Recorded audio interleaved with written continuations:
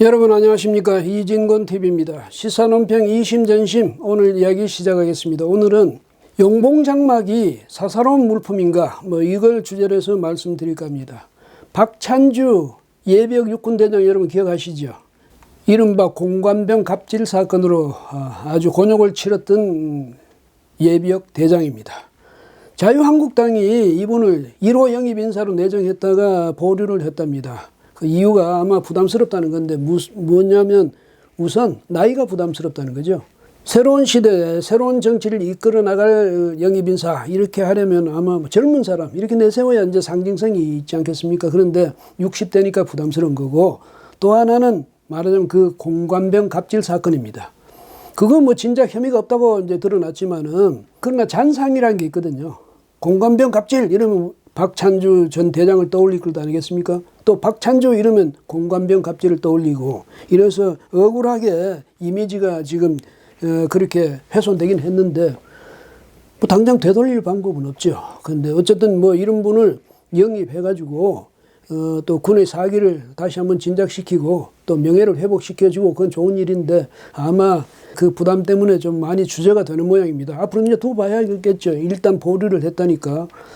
근데 얼마나 참 우리 정권이, 촛불 정권이 참 그러냐 하면 말을 할 수가 없는 게, 아니 그 정도 공관병 갑질 사건이라고 해서 현역 육군대장을 국방부 지하 영창에다 가두지를 않나.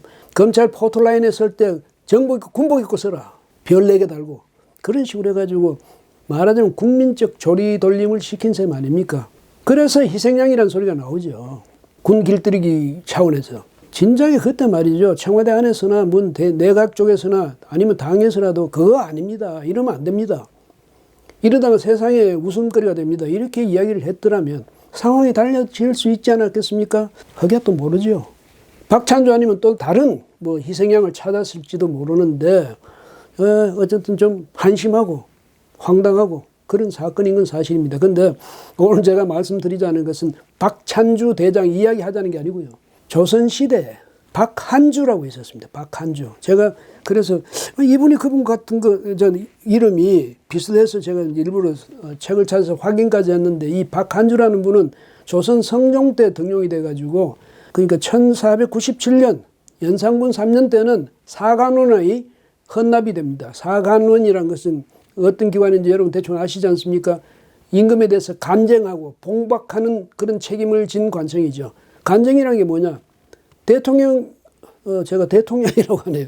어쨌든 왕이 뭔가 과오를 저지르거나 과실을 범하거나 이럴 때 그거 아니라고 바로 대놓고 비판하고 공격하는 자리가 간관이죠. 그 사람들 하는 그것을 간쟁이라고 그러고, 봉박은 임금의 왕명이나 혹은 조칙이 보니까 아니야. 그러면 그것을 어떻게 합니까? 도로 돌려보내는데, 도로 봉해서 돌려보내면서 그 이유를 적어가지고 같이 돌려보내는 이것을 봉박이라고 합니다.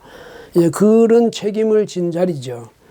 그런데 이 자리가 이제 옛날 말로 간관들 아닙니까? 박헌납은 워낙 강직해서 이 간쟁을 아주 요즘 흔한 말로 그건 한다 이렇게 이야기하지 않습니까? 근데 그건 극간을 했답니다. 그 연산군 때니까 연산군이 또 오죽 그런 잘못을 많이 저질렀겠습니까?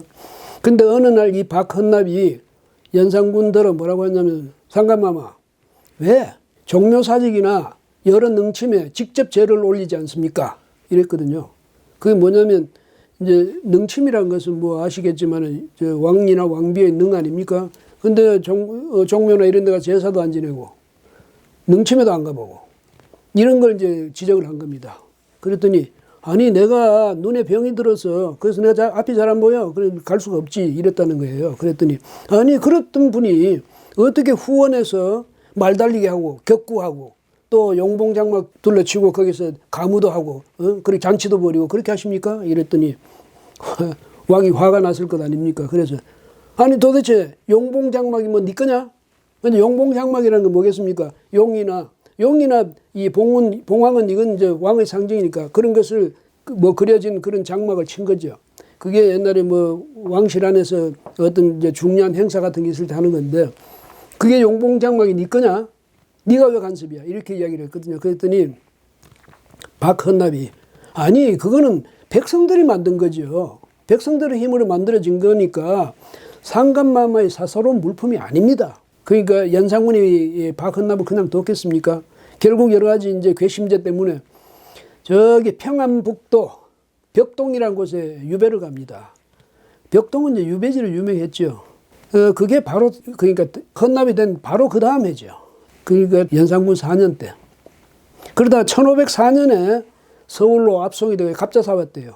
서울에 압송되어 와가지고 참형을 당하는데 형장에서도 납빛 하나 안 바꾸고 의연히 그 형을 받았답니다. 이런 분이 있었는데 요즘 청와대나 정부나 다른 권력기관이나 이 안에 간관이 있다.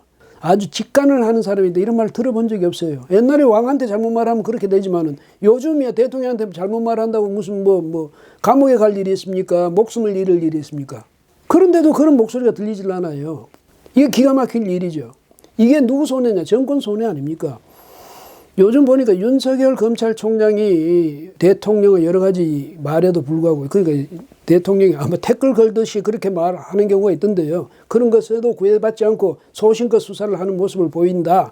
이 점에서는 역시 이것도 뭐 직관의 일종이니까 또 김태우 전 수사관 있죠. 그 조국 민정수석 시절에 그 청와대 민정수석실 안에 특별감찰관입니까? 어디 거기에서 이제 근무를 했던 이 김태우 씨가 보니까 할 말 좀 많이 하고 뭐 이 정도입니다.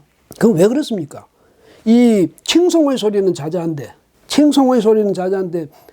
대통령이 흔한 말로 우리가 흔한 말로 하자면 헛발질하는 거 많지 않습니까? 정책적으로 경제 안 되지, 외교 안 되지, 대북 정책 안 되지. 이럴 때 아무도 그렇게 직관하는 사람이 없다는 겁니다. 그게 문 대통령의 비극이고 정권의 비극입니다. 그 속에 쌓여 있다가 보면 언젠가는 크게 땅을 치고 후회할 때가 있겠죠. 그래서 이게 이제 직관을 받아들이고 하는 것, 이게 또 하나의 바로 말하자면 소통인데, 대통령 맨날 뭐 소통 잘하겠다는 거 소통하는 게 하나도 없는 것 아닙니까? 소통을 정말 중요히 여기는 대통령이라면 이렇게 직접 간하고 나서는 그런 밑에 그 부하들이 많지 않겠습니까? 그런 사람 없다는 것은 직관, 간언을 받아들이지 않겠다 그 말이죠. 그런 정권입니다. 경직된 정권이죠. 그래서 이게 정말 이 정권 걱정이 됩니다. 왜? 우리나라 정부니까요. 그래서 이 청와대 안에서 묻지마 칭송 이것만 뭐 이니 하고 싶은 대로 해 이런 소리만 계속 된다면 그거는 대단히 정권 측에서 위험한 일이다. 위험한 현상이다. 이걸 명심해야 될 것이고요. 정말로 하고 싶은 말이 그냥 대통령에게도 바로 밖에서 하면 소용이 없죠. 그 권력 내부에서 대통령에게 바로 바른 소리를 하고 또 대통령이나 권력 실세들이 그걸 귀담아 듣고 이렇게 할 때만이 그게 이제 건강한 정권이 되는 겁니다. 흘려 듣지 마세요. 낭패 안 보려면 말이죠.